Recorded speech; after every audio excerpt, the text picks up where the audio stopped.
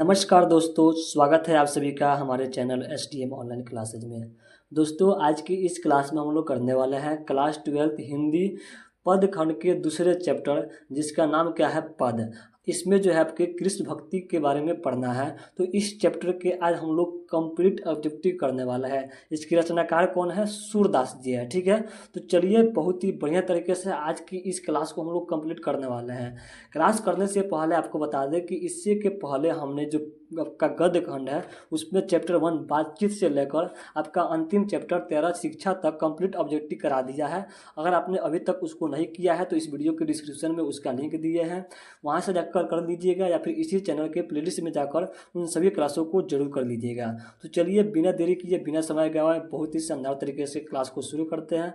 Class को शुरू करने से पहले एक बार माँ सरस्वती की आशीर्वाद ले लेते हैं। तो प्रेम से बोलिएगा माँ सरस्वती की जय। चलिए अपने क्लास के लिए बढ़ते हैं। तो आज के क्लास का सबसे पहला प्रश्न आपके स्क्रीन पर दिख रहा होगा। प्रश्न क्या है कि सूरदास की कौन सी रचना है? इनमें से सूरदास की रचना कौन सी है? ऑप्शन ए में दिया है पुत्र वियोग, ऑप्शन बी में दिया है करबक, ऑप्शन सी में दिया है छपर और ऑप्शन डी में दिया है कृष्ण के पद। तो आपका जो दूसरा चैप्टर है पद खंड का, उसका नाम क्या है पद, जिसमें जो है मुख्य रूप से कृष्ण के भक्ति के बारे में वार्तालाप की गई है। कृष्ण के भक्ति के बारे में बताई गई है, कृष्ण भक्ति से संबंधित है।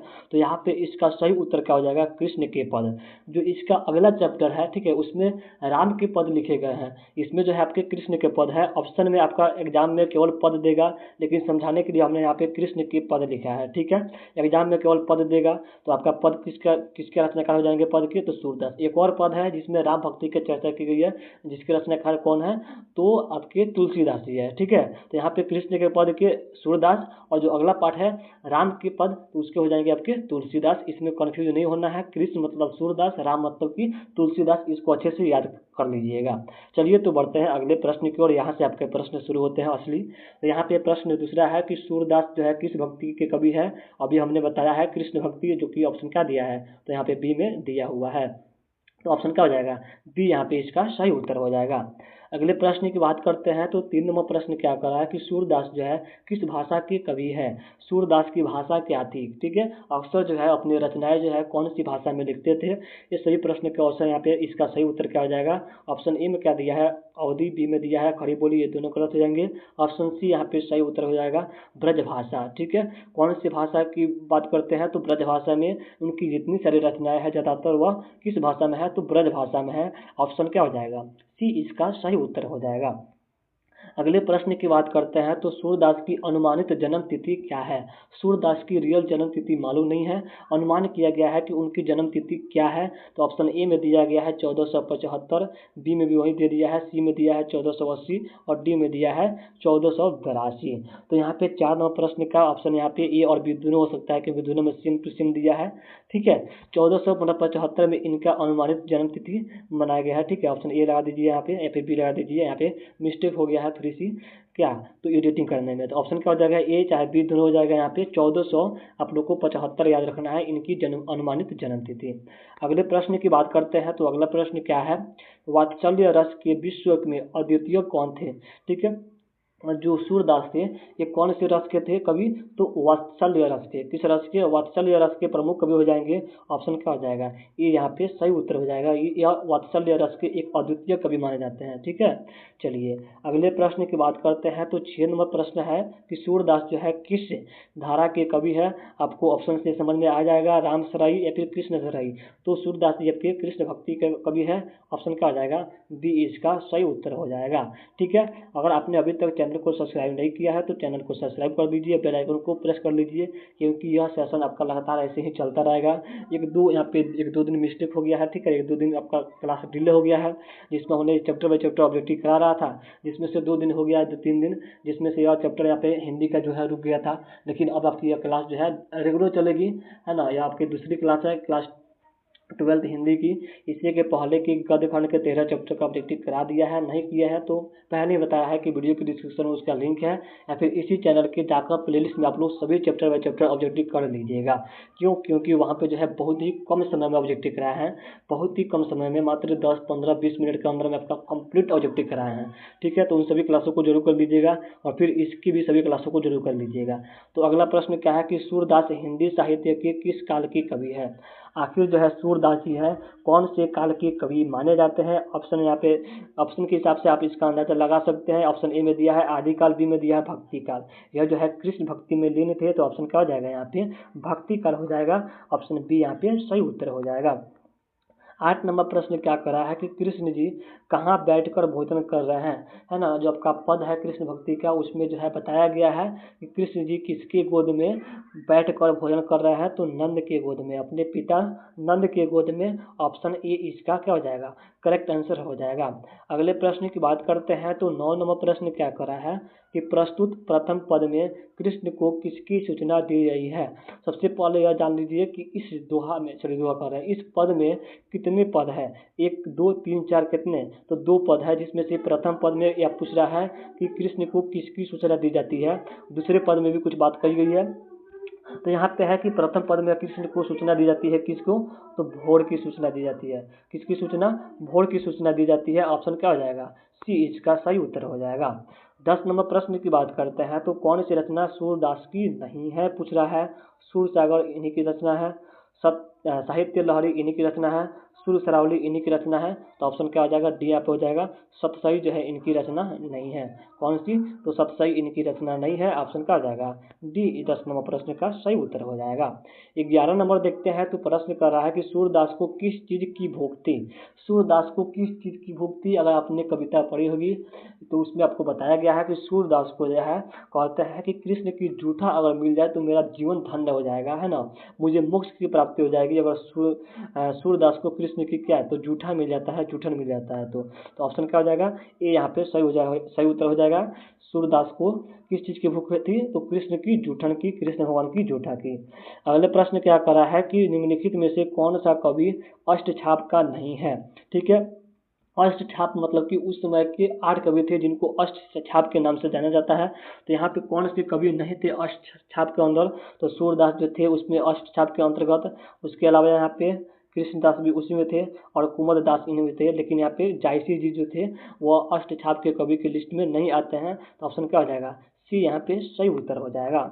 अगले प्रश्न की बात करते हैं तो यहाँ पे कविता से दिया गया है प्रश्न कि कछु खात कछु धरनी गिरावत कवि निरखती नंद रनिया में कौन सा अलंकार है? इसमें जो है कौन सा अलंकार की बात कही गई है? उपमा का, रूपम का, यमक का या फिर अनुप्रास का?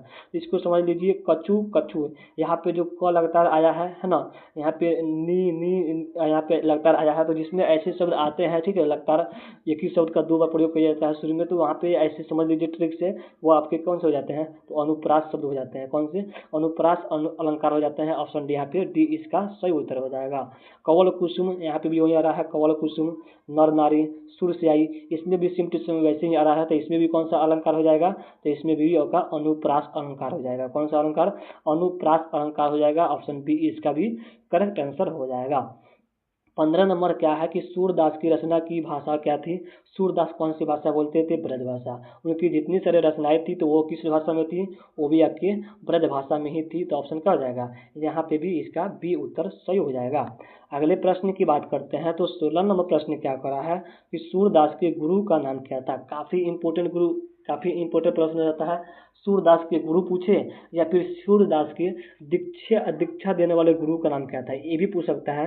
ठीक है, आपसे 2 प्रकार का प्रश्न पूछ सकता है कि सूरदास के गुरु का नाम बताइए या फिर सूरदास के दीक्षा गुरु का नाम बताइए। दोनों सेम है, ठीक है। ऑप्शन ए में दिया है नरहरि दास, बी में दिया है विठल दास, सी में दिया है वल्लभाचार्य और डी में दिया है आनंद दास। तो यहाँ पे इस प्रश्न का सही उत्तर क्या आ जाएगा? आपका ऑप्शन सी उत्तर हो जाएगा, वल्लभाचार्य। कौन? वल्लभाचार्य जो है सूरदास के गुरु भी थे और सूरदास के दीक्षा गुरु भी थे। ठीक है, चलिए अगले प्रश्न की बात करते हैं तो वल्लभाचार्य से मिलने के पूर्व सूर किस भाव के पद रहते थे? वल्लभाचार्य क्या थे? तो इनके गुरु थे, ठीक है। लेकिन उनसे पहले सूरदास तो काफ़ी सारी रचनाएं करते थे। तो सूरदास को मिलने से पहले, उनके चेला बनने से पहले कैसी रचना करते थे? प्रेम के, विरक्ति के, दैन्य के या फिर अवसाद के? कौन सी रचना करते थे सूरदास थे? तो वह करते थे आपके दैन्य के। कैसी रचना करते थे? दैन्य रचना करते थे, दैनिक रचना करते थे। मतलब कि दीन दुखिए के बारे में ज़्यादा लिखते थे, गरीबी के बारे में ज़्यादा उनकी रचनाएं मिलती है वल्लभाचार्य से मिलने के पहले। जैसे ही बृहस्पतिचार्य से मिलते हैं, उनसे शिक्षा लेते हैं, दीक्षा लेते हैं, फिर वह कृष्ण भक्ति में क्या हो जाते हैं, तो लीन हो जाते हैं और लगता के हिसाब से आपके कृष्ण भक्ति के ऊपर क्या लगते हैं, तो कविता कहानी अपने लिखने लगते हैं। तो उससे पहले कैसी कविता लिखते थे, तो दयनीय कविता लिखते थे, दरिद्र कविता लिखते थे, गरीबी पर कविता लिखते थे। ठीक है, तो इसको अच्छे से याद कर लीजिएगा। अगले प्रश्न की बात करते हैं, तो सूरदास किस मार्ग में दीक्षित हुए। ठीक है, सूरदास जो है किस मार्ग में दीक्षित हुए हैं, अष्टछाप, संत मार्ग या फिर पुष्टि मार्ग। तो ऑप्शन यहाँ पे सी इसका सही उत्तर हो जाएगा। पुष्टि मार्ग में क्या हो गया, तो दीक्षित हुए थे। ऑप्शन सी इसका सही उत्तर हो जाएगा। अगले प्रश्न की बात करते हैं, तो सिर्फ से वही प्रश्न यहाँ पे रिपीट हो गया है। ऑप्शन क्या हो जाएगा यहाँ पे, दैन्य। ठीक है, सूरदास जो है वल्लभाचार्य से मिलने से पहले दैन्य कविताओं की रचना करते थे, दैन्य भाव पद गाते थे। अगले प्रश्न की बात करते हैं, तो द्वितीय पद में किस खाद्य पदार्थ का उल्लेख नहीं किया गया है। दो आपके पद है, पहला पद दूसरा पद। ठीक है, तो दूसरा पद में जो है कौन से खाद्य पदार्थ का उपयोग नहीं किया गया है, दही का, माखन का, मिश्री का या फिर अपूप का। तो दही, माखन, मिश्री इन तीनों का चर्चा किया गया है, लेकिन अपूप का चर्चा नहीं किया गया है।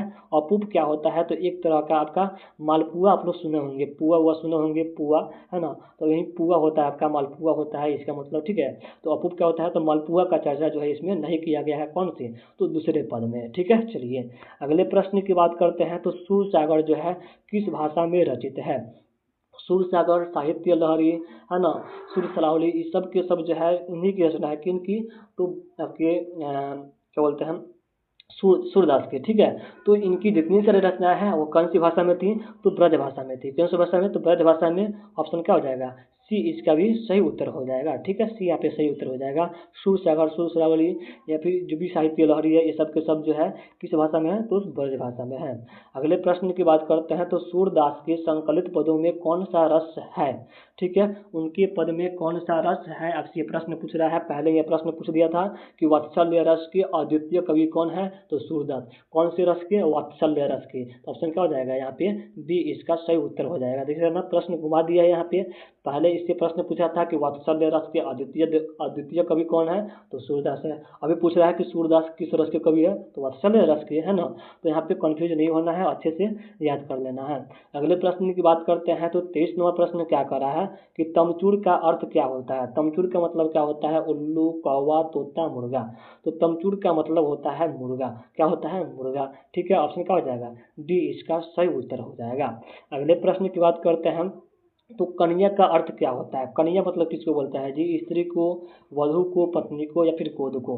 कन्या, कन्या मतलब इस किताब के अनुसार, ठीक है, आपके यहाँ पे जो है जो किताब में दिया है उसके अनुसार यहाँ पे कन्या क्या हो जाएगा, कन्या का मतलब होता है गोद। क्या होता है, गोद होता है। ऑप्शन यहाँ पे डी इसका सही उत्तर हो जाएगा।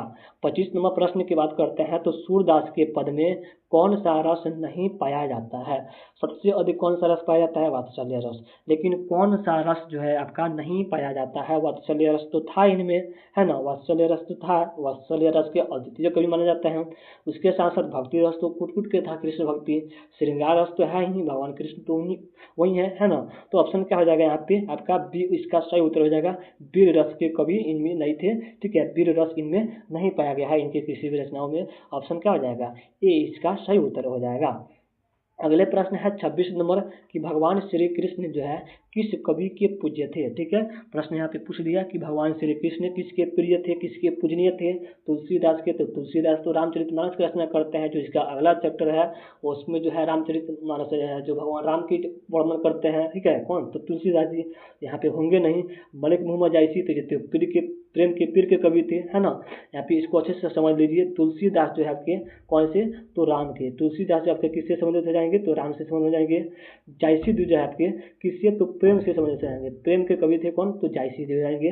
कबीर कौन थे, तो निर्गुण भक्ति गाते थे। कैसे, तो निर्गुण भक्ति के कवि कौन हो जाएंगे, निर्गुण के। तो यहाँ पर हो जाएंगे आपके कबीर जी, जो न अल्लाह में विश्वास करते थे, न भगवान में विश्वास करते थे, न किसी गॉड में, न राम, न लक्ष्मण, किसी में विश्वास नहीं करते थे। तो कृष्ण भक्ति के कवि कौन थे, तो आपके थे सूरदास। कौन थे, तो सूरदास थे। ऑप्शन क्या हो जाएगा, डी यहाँ पे सही उत्तर हो जाएगा। इन चारों के बारे में अच्छे से याद रखिएगा। तुलसीदास राम भक्ति से, जायसी जी प्रेम के पीर के कवि, कबीरदास निर्गुण भक्ति और सूरदास कृष्ण भक्ति। चारों में से कोई आपके प्रश्न बन सकता है, तो इन चारों को अच्छे से याद रखिएगा। चलिए अगले प्रश्न की बात करते हैं तो 27 नंबर प्रश्न क्या है कि हिंदी साहित्य का सूर्य जो है किसे कहा जाता है। सबसे इम्पोर्टेंट प्रश्न है, हिंदी साहित्य का सूर्य किसे कहते हैं। हम लोग किनके बारे में पढ़ रहे हैं तो सूरदास की। काफ़ी है यहाँ पे कि इन्हीं की नाम आएगा तो ऑप्शन क्या हो जाएगा, सी यहाँ पे सही उत्तर हो जाएगा। हिंदी साहित्य का सूर्य जो है सूरदास को कहा जाता है। ऑप्शन क्या हो जाएगा, सी इसका सही उत्तर हो जाएगा।